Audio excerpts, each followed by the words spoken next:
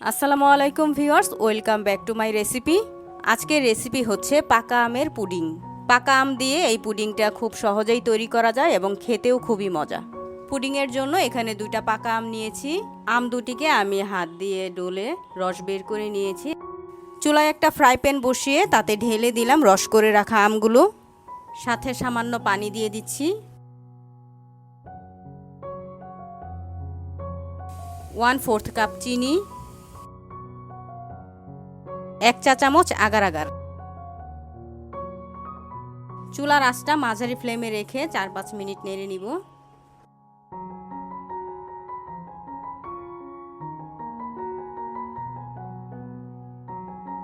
রসটাকে নামিয়ে এখন একটা বাটিতে সেট করে নিব।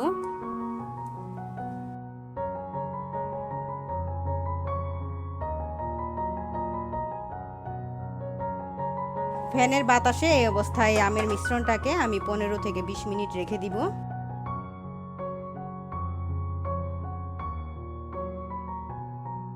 আমের যে জেলিটা তৈরি করা হয়েছে এটা পুরোপুরি সেট হয়ে গেছে।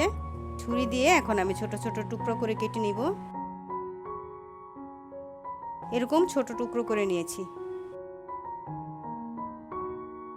এখন আমের এই জেলিটাকে এক সাইডে সরিয়ে রেখে পরের স্টেপে চলে যাচ্ছি।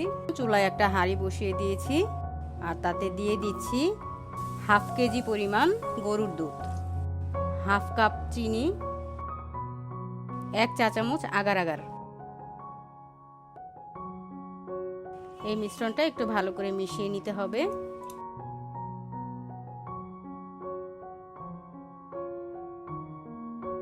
একটা বলক আসার পর 2 মিনিট চুলায় রেখে নামিয়ে নিচ্ছি।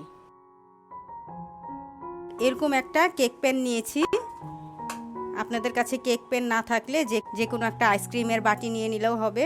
আর কিছুটা তেল ব্রাশ করে নিলাম, তাতে পুডিংটা উঠাতে সুবিধা হবে। এখন যে আমগুলো দিয়ে জেলি তৈরি করে রেখেছিলাম সেই আমগুলো দিয়ে দিচ্ছি। আর এই আমের জেলির মধ্যে দিয়ে দিব ঘন করে জাল দিয়ে রাখা দুধটা চুলা থেকে নামিয়ে সাথে সাথে এরকম একটা কেক মোল্ড বা আইসক্রিমের বক্স যেটার মধ্যেই ঢালুন না কেন, আমগুলো একটু উঠিয়ে দিতে হবে। এই কাজটা দুধটা গরম থাকা অবস্থাতেই করতে হবে। ঘন দুধটা ঢেলে দেওয়ার পর এটা আমি প্রায় 1 ঘন্টা ফ্রিজে রেখে দিয়েছিলাম। 1 ঘন্টা পর ফ্রিজ থেকে বের করে দেখাচ্ছি, একদম জমে গেছে। বাইরের ফ্যানের বাতাসে রেখে দিলেও হবে। এখন এই পুডিংটাকে আমি মোল্ড আউট করব। সাইডগুলো একটা ছুরি দিয়ে একটু আলগা করে নিচ্ছি।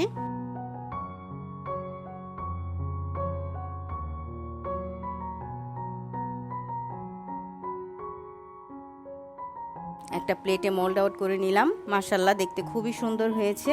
এভাবে পাকা আম দিয়ে খুব সহজেই পুডিংটা তৈরি করে নিতে পারেন। খেতেও কিন্তু খুবই ভালো লাগবে। বাচ্চারা এই পুডিংগুলো খুবই মজা করে খাবে। আশা করি আজকের রেসিপিটা ভালো লেগেছে। ভালো লাগলে লাইক, কমেন্ট এবং শেয়ার করতে ভুলবেন না। আর আমার চ্যানেলটি যারা সাবস্ক্রাইব করেছেন তাদেরকে অসংখ্য ধন্যবাদ। আর এখনও যারা সাবস্ক্রাইব করেননি, প্লিজ চ্যানেলটা সাবস্ক্রাইব করে পাশে থাকা বেল বাটনটি প্রেস করে দিবেন। সবাইকে অনেক অনেক ধন্যবাদ। আল্লাহ হাফেজ।